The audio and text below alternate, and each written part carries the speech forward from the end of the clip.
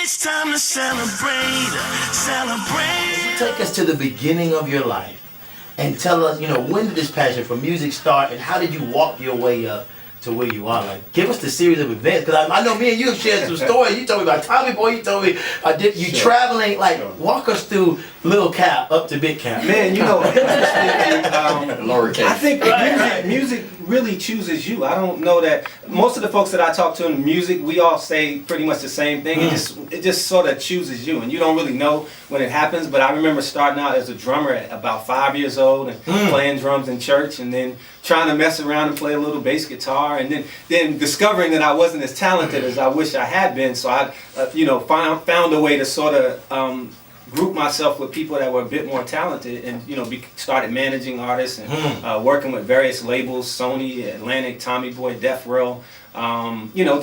It's just been so many different things. But I think the key is that I'm always learning. You're forever evolving. So now I'm at a different place, but depending on where you sit in the room, it just changes your perspective. So I'm sitting in a different place in the room now. Unbelievable. Listen, you said something that I think everybody wants to know, especially because not everybody wants to be an artist. There's some people out there that want to be music executives. Sure. And you started talking, you said, I went to Sony, I was with Tommy Boy, because there are people trying to figure out right now, how do I start getting with a major label? How did you do that? How did you get with a major label? And then we'll talk about management. Well, initially I started doing independent promotions. So I basically had a friend, James Smith, who was in Richmond, Virginia. I was living in Hampton at the time, and I was managing artists, but I wasn't doing as well on the management side. And he says, well, man, I'm doing this independent promotions thing. Why don't you, submit a proposal to some labels and then see if you can get on that way?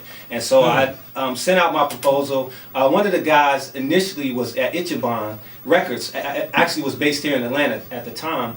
And he said, well, I can't pay you, but I'll let you work for free. And if you sort of prove yourself that way, we'll work from there. And so Wait. Yeah. Wait. We can't pay you.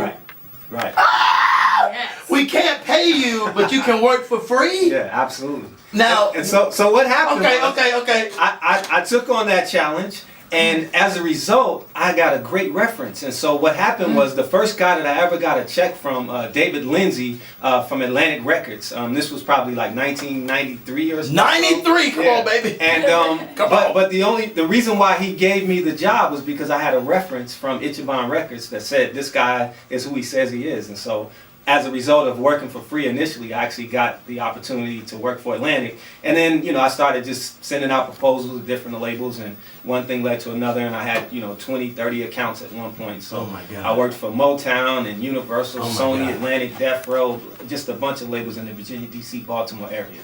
So you call it Ichiban Records, Records? All right, hold yeah, on. yeah. Nobody's ever heard of that, first of all. Now, The Ice Baby record. The Ice Baby. Actually. Yeah. Listen, I got to break, that's a principle right there. And I want you to talk about it, because there's so many people in the music industry and just in the industry and just trying to be successful, period, that say, wait, work for free? Right. I got to pay these bills. Like, I got kids, I got this, you gonna pay me, and don't really have a track record, but are trying to get on, and they're trying to figure out what's the matter with me. But what you said, and I want you to talk about why you think that's important. Hey, there was an opportunity for me. I couldn't get paid, but I knew I wanted to do music. Ichiban, that nobody has really even heard of, is really the key that unlocked the door for you. But it unlocked it because it was free. Right. You said, I'm going to do it for free, and from the free seed. Yes. What? The Yes. free seed that you planted. Yeah.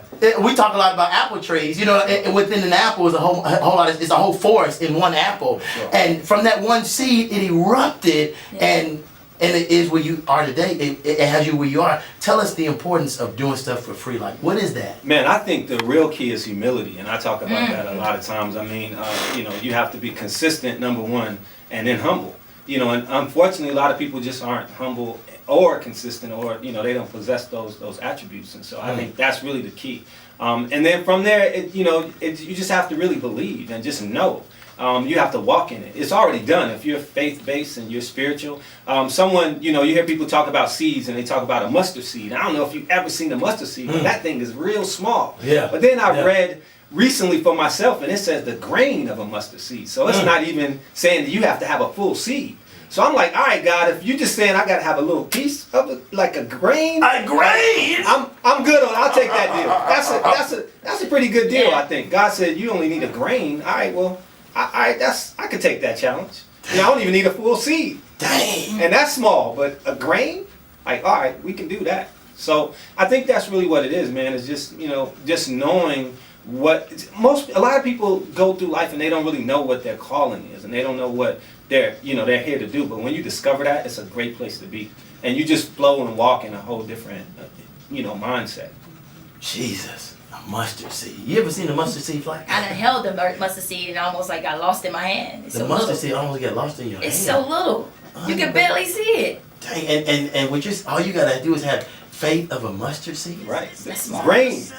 That's not even the whole seed. Yeah.